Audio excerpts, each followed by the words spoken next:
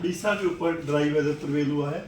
Very dense fog observe की गई नयागढ़ में, जहां विजिबिलिटी 40 मीटर दर्ज की गई है। उसके अलावा कटक, गोपालपुर, अनुगुल, क्योंझर में डेंस फोग ऑब्जर्व की गई है। मॉडरेट फोग ऑब्जर्व की गई है भुवनेश्वर, छतरपुर और ढेंकनाल में। पुरी और भवानीपटना में शैलो फोग ऑब्जर्व की गई है। तो बात करें मिनिमम तापमान की, तो मिनिमम तापमान सबसे कम जो तापमान है वो झारसुगुड़ा और राउरकेला का रहा, जो कि 8 डिग्री सेल्सियस दर्ज किया गया है। बाकी जगहों पर भी इंटीरियर में भी काफी जगह पे हमारे उड़ीसा में तापमान है कल के मुकाबले नीचे गिरे हैं। हिल स्टेशन में जीवदगिरी का जो कि एक एएमएफ स्टेशन है, उसका तापमान 6.4 डिग्री सेल्सियस, भुवनेश्वर का तापमान 18.6 डिग्री सेल्सियस रहा और कटक का 17 डिग्री सेल्सियस रहा। और जहां भुवनेश्वर मॉडरेट फोग रही और डेंस फोग ऑब्जर्व हुई है कटक के अंदर। मिनिमम तापमान की बात करें बाकी जगहों में, तो सिमलीगुड़ा में 9.1 डिग्री सेल्सियस दर्ज किया गया, फुलवानी में 9.5 डिग्री सेल्सियस, सुंदरगढ़ में 9.8 डिग्री सेल्सियस मिनिमम तापमान दर्ज किया गया है। अगर बात 24 आवर चेंज की, तो 24 घंटे में क्योंझर में -4.9 डिग्री सेल्सियस पारा जो है नीचे गिरा है कल के मुकाबले। संबलपुर में -3.7 डिग्री सेल्सियस कम रहा। राउरकेला में -3.4 डिग्री सेल्सियस कम रहा। पारालाखंडी में +2 डिग्री सेल्सियस का चेंज देखा गया है, बढ़ा है वहाँ। भुवनेश्वर में भी -1.9 डिग्री सेल्सियस का चेंज देखा गया। कटक में -2 डिग्री सेल्सियस तापमान कम रहा है कल के मुकाबले।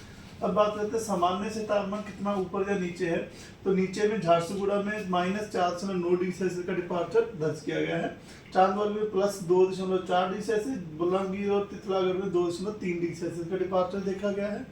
भुवनेश्वर में 2.6 डिग्री सेल्सियस और कटक में भी 2.2 डिग्री सेल्सियस का डिपार्चर दर्ज किया गया है।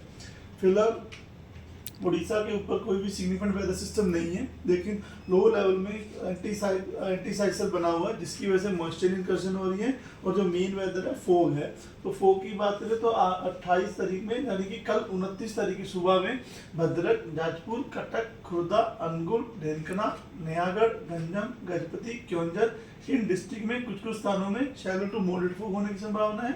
बाकी पूरी जगतसिंहपुर, केंद्रपाड़ा, कालाहांडी, कंधमाल में 1-2 स्थानों पे शैलो टू मॉडरेट फोग होने की संभावना है।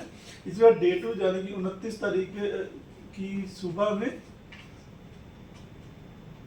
जो शैलो टू मॉडरेट फोग कुछ स्थानों में हो सकती है, वह कोस्टल उड़ीसा, अनुगुल, ढेंकनाल, क्योंझर में होने की संभावना है। और 1-2 स्थानों में कालाहांडी, कंधमाल, बोलांगीर, बोध और सुंदरगढ़ में होने की संभावना है शैलो टू मॉडरेट फोग। इसका डे 3 यानी कि 30 तारीख की सुबह में गजपति, गंजम, जगतसिंहपुर, केंद्रपाड़ा इन डिस्ट्रिक्ट में कुछ स्थानों पे, खुर्दा, पुरी, कटक, नयागढ़, कालाहांडी, कंधमाल, सुंदरगढ़, ढेंकनाल, अनुगुल